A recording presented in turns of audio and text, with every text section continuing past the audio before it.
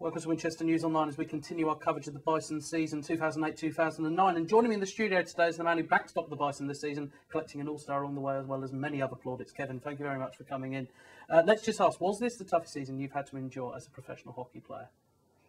Yeah, that's for sure. You know, you give up a lot of things to come over here. You're promised a lot of things in your contract and things you signed for before you come over. You have pretty high expectations, and you don't really know what to expect when you get here. You hope certain things will be taken care of, and off the ice it was a disaster, but on the ice, sort of much the same thing. We went through a lot of players this year. I think the results weren't there early in the season. I thought we started to pick it up a little bit before Christmas, and then when I got hurt, Christmas obviously didn't help out the team too much, but it's pretty unacceptable. And 2009 not to win a regular season game, which is tough to swallow as a player, but off the ice, it was nice to get away and go to school. I thought that was a good attribute, but definitely lost a lot of sleep in 2008, 2009, that's for sure. Let's go back to maybe happier times when you enjoyed a much successful season last year in the IHL. What made you actually decide to move over to Britain this year? Britain, I've had a lot of friends come over and play. A lot of people that I know. Actually, my old goalie partner from last year played here a few years back, and nothing but good things to say. I always wanted to play in the UK or Europe, wherever it was. It's an easier transition being English speaking. I don't speak too many other languages that well, so coming to England was kind of a no-brainer. I put in a few calls to certain teams, and I thought Basingstoke. I looked at the setup with what's around it and how the proximity to London and being able to travel, and I thought on paper we had a pretty good team at the time, and I thought it was a good move. So, with the schooling that they offer, a lot of teams in this league offer, the university packages at Winchester here. It's a one-year MBA, so to get that opportunity to go to school and play hockey, you couldn't ask for much more. I mean, you mentioned that you played alongside Nick Boucher, who was at Basingstoke about 2 years before you joined here. Did he have any words of advice for you before you joined the team? Yeah, he had a few choice words, of certain things to maybe look out for, guys, and, things that he gave me a good insight of what to expect. But, I mean, obviously, come in, new ownership, a bunch of new players, and it was definitely, I think we saw 40 players come through here, so it was definitely, there was some things that I expected he said, and there was a few curveballs that were thrown at me along the way. But, it's always good to get another guy's, advice before you come over, or just maybe things to look out for. And he was a good attribute to be able to talk to before I came. Well, when you signed for the team, Thomas was obviously in charge of the club. Did he make any assurances in your contract before you actually joined the team? Was there anything in writing that made you think, yeah, I've definitely got to sign for Basingstoke? Yeah, that's the biggest thing that kills a lot of guys in the long run is you give up a lot back home to come over here on this opportunity. You have a contract; it's written in paper. It's here. Sometimes it seems like it's only worth the paper it's written on. It's tough to swallow when you're supposed to have your own vehicle, your own place, whatever. You move 6 times in a matter of 2 months, and the way he ran things just is totally, it's just unprofessional, and it ended up catching up with a lot of guys, and it just showed our play on the ice, and we lost out of a lot of things on our contract, and you live and you learn, but you can only hope for the things to be taken care of that you need to. Were you aware that the season before the club had gone through the change of ownership and the problems that had happened there? Were you aware of these before you joined?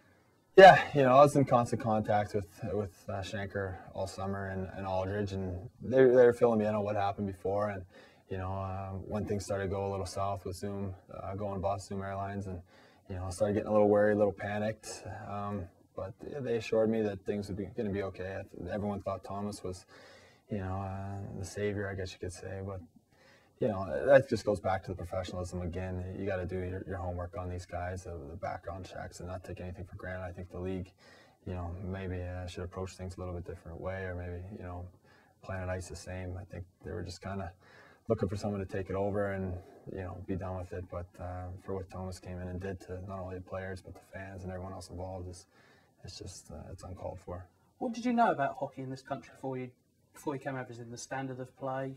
What were you expecting almost? I didn't really know what to expect, to be honest, when I first stepped off the plane. I knew a few of the players that I played against before. I didn't know a ton of guys.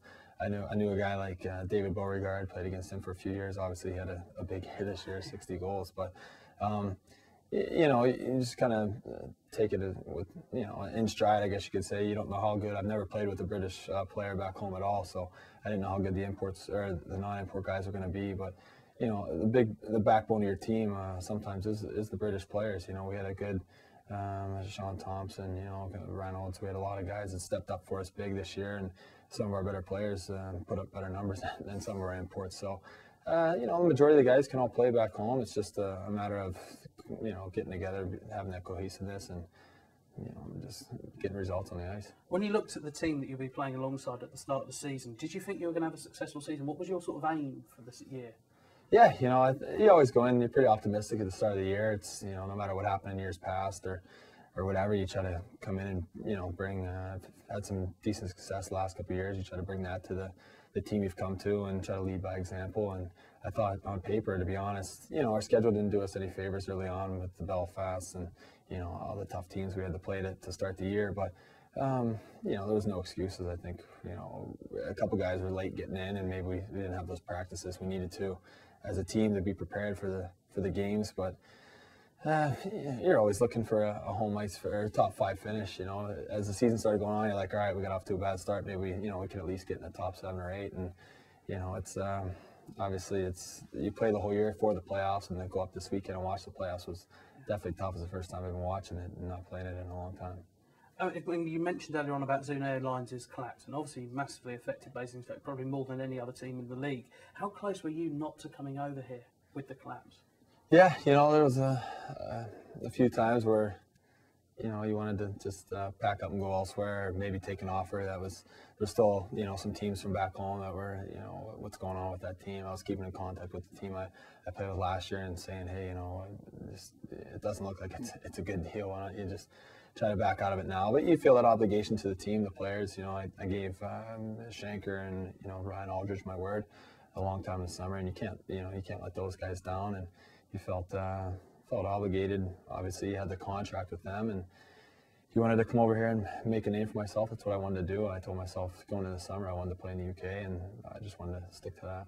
Were you making any plans to play anywhere else while this trouble was going on back home, as we were sorting out the finances over here? Yeah, you know, I was really considering going back to Fort Wayne. Then there was Essential League. I had a few friends playing in Rocky Mountain, one in Corpus Christi.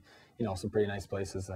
Can go to the mountains in Colorado, or can go on the beach of the Gulf of Mexico. So, you know, it's tough. Did you ever think you were going to make it over here, though? Did you think at one point that maybe I should just go sort out another team back home and sort it all out? Yeah, it was, you know, there was a week went by and then 2 weeks and the visas. And the thing was just the lack of communication. There was no one really with the league helping out our team, I don't think, with the visa process. I got a few emails from, actually, our forwarded from Thornton through Belfast, and he was given to our guys. The U.S. guys, for some reason, have a lot harder time, or the American guys. Canadian players seem to get over here a lot easier. You know, I was bringing a girlfriend with me, so we were trying to work on her work visa along with mine. And you know, 2 weeks went by, and then finally I'm like, you know, we got to start figuring something out here. You know, the season back home was getting ready to start, and I wanted to make sure I didn't end up with nothing.